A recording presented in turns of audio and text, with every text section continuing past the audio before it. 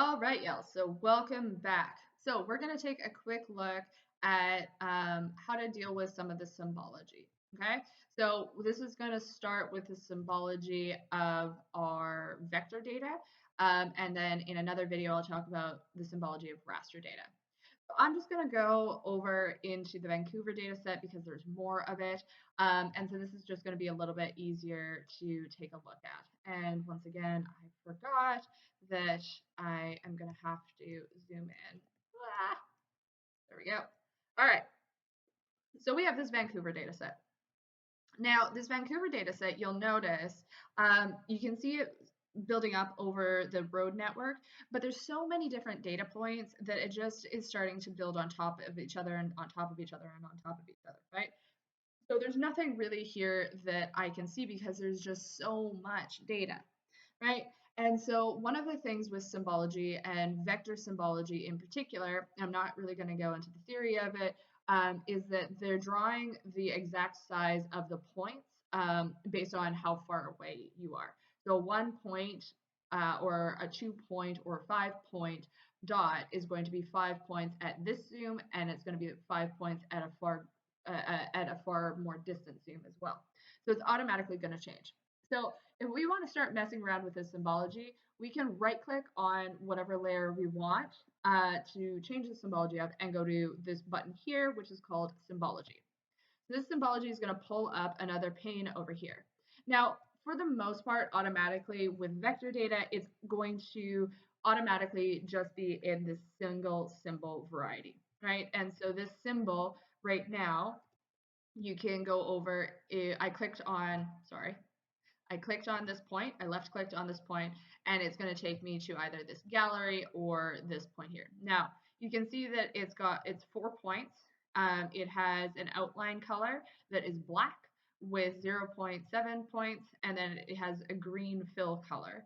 And there's no angle alignment or anything like that. You don't really need to worry about that.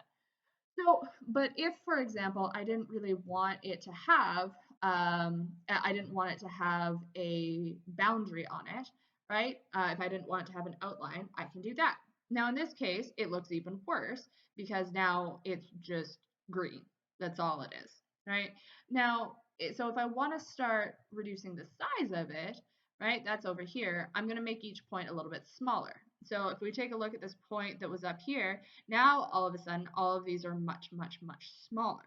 So this is going to start showing us a little bit better because they're still drawing over each other, but they're not quite so big. So this all of a sudden looks more like the road network of Vancouver instead of just a mass of dots. So this size is going to change how big they are. Now, I can also change what color they are. I can go in here and I can say, oh, I want them to be red because we're looking at the different we're looking at crime, and crime is bad, so crime is red. Okay, we want to stop crime. I can just change the color here. The other thing we can do is we can say, all right, well, we've got some other appearance things that maybe we want to deal with.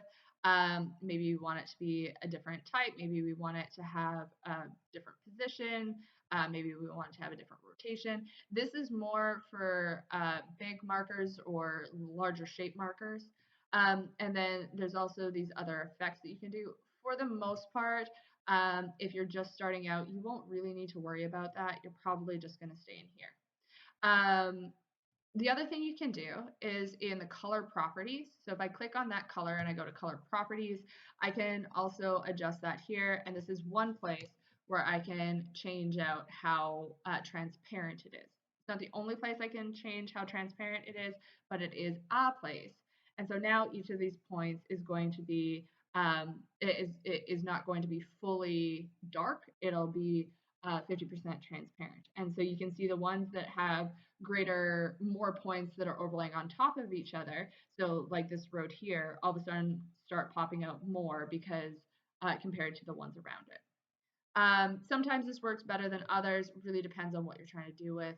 And then this over here also has, if I want it to be something else, in this case, all of these are going to be really, really bad. But if I wanted to, let's say, have it that it was a flag, then I can use this and it's going to turn all of them into flags.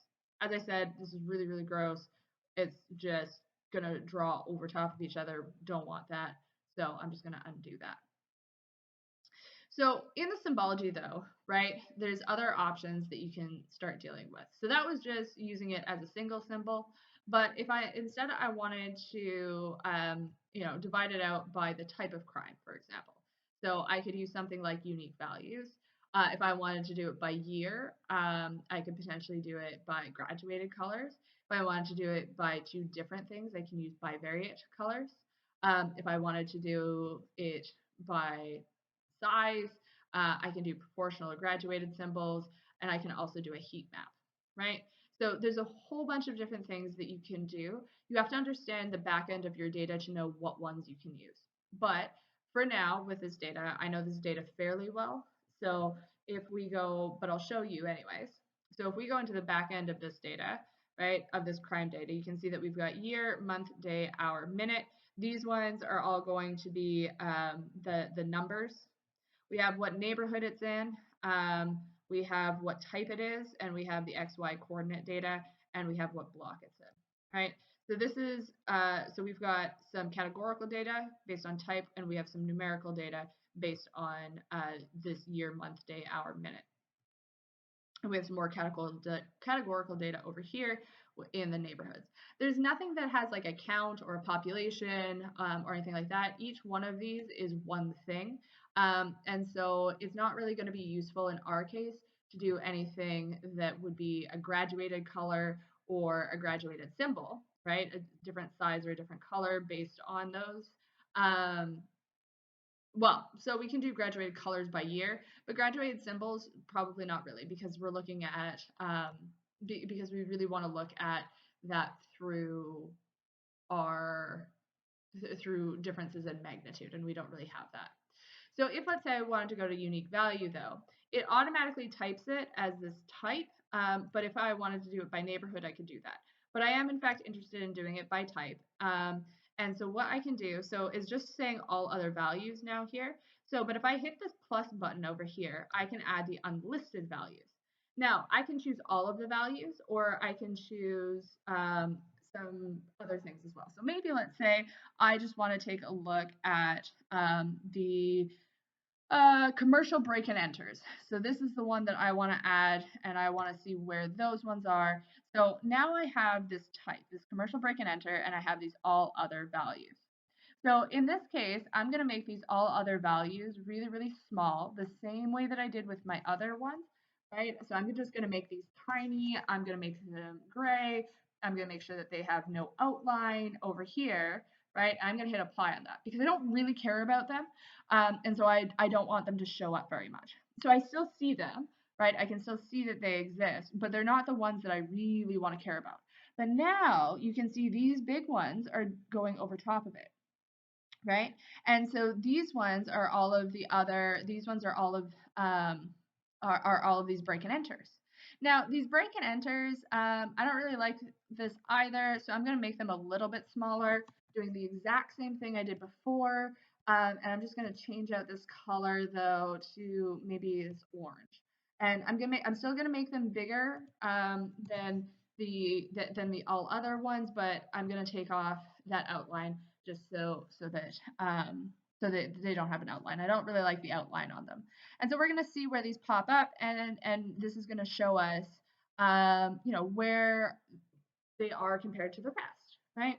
And so it's going to take a while for them to finish drying, but you can see that there are some that are very much in this kind of lower section. You can see them coming along this one. You can see them coming in the north area. So it's pulling out these commercial areas compared to all the other crimes. Now with this, well, you can also see though that this is not drawing them on top. If I just wanted to draw them on top, it would be better to have it as its own separate file instead of to try and do it that way. But this is what it is. The other thing we could do with it is we could make it. Oh, I did a thing. 0.1. I can make them in this case really, really, really tiny, right? So I could do something else and I could say, okay, well, I don't even want those ones to really show up. So I'm going to make them the tiniest of tiniest, so that the thing that I actually care about is so much bigger that it very much shows up. Different ways you can slice and dice it, kind of up to you. So if instead we wanted to take a look at it by year, I could do that in the unique. I could do that in the unique values, but maybe I want to do it like this, which I want to see whether or not everything before 2006, everything from 2006 to 2010, 2010 to 2014, 2014 to 2018, 2018 to 2022, right? I can do it this way. Now, with this, I can also switch it. So if I wanted to see, let's say I wanted to move this to 04, right? And then I wanted to see it from 04 to 06, and then 06 to 2013, and then 2013 to 2015. I can do that, right? So I can update this however I want. It's updating the labels as I go. And I can also update the labels independently. These are how it's going to show up on the legend. So if I want to say everything before 2004 and everything after 2016, I can do that. Now, same thing with this, it's kind of a mess. So I can go and I can say, I can format all of the symbols, and I can say that for all of the symbols, I want them to be 1 point, and I want all of the symbols to have no color. And I can hit apply on that. And then this is going to do the exact same thing, but it's going to apply that to all of the points while still keeping the color gradient the same as it was before, right? So this color gradient hasn't changed. It's just changed what the symbols are. Now, if I end up changing this and I do something like this, that will still change, that'll change the color on it. It shouldn't change the actual type. But if instead I switch what field I'm dealing with, so let's say I want to do it by month, it may change out what those symbols are. It kind of depends on how Arc is feeling that day. Sometimes these go back to being bigger and having things that you don't want them to have. So, but in short with this one, this is really, really, really, really unfortunate to do, but with this type of map, without like a lot of very careful consideration. So instead, what I actually want to do with this one is I want to do a heat map. So a heat map is going to aggregate this. Now it's going to aggregate it similar to like a kernel density, but it's going to be on the fly. And so it's going to do the density of points. And it's going to take a look at how many points there are in an area, and it's going to draw a heat map around that. Now, it might take a while just because it has it does have a lot of points that it's dealing with, and so you can kind of adjust it to make it draw a little bit faster, but it is kind of a trade-off. Now, with this heat density map, one of the things that's important to note about it is that it's interactive. So if I zoom in, for example, then it can adjust, it can adjust, or you can tell it to stay the same. So the density, if I have it as dynamic, will recalculate as I change the scale. The constant won't. So if I, let's say, do it as dynamic and a really fast drawing quality and then be patient, then we can see whether or not it's going to actually draw for us. But this is going to make this very, very yellow part mean that there's lots of points, and then this blue to this transparent is going to be where there's not a lot of points. And so this heat map is something that you can use when you have a lot of data and you don't want to do a kernel density map. Just keep in mind that it is fairly intensive in terms of what it needs to do. So doing this right before you do it into a layout is probably your best bet. I wouldn't stick around with it if you have a lot of points very often until you're actually good and ready to go with it. But there's different color schemes as well, right? So if you wanted to change the color schemes out, you can do that. In this case, it looks like we're gonna just have, there we go. Proved me wrong. So you can see that you've got these dark points. This is where there's more dense points. And then it is this white part is where there's less dense points. So you can see kind of those hot spots as they're showing up. So this is what this kind of map will look like. So this is an option for you as well, but it is just something to keep in mind. You saw how long that took. So don't do it until you're ready for it.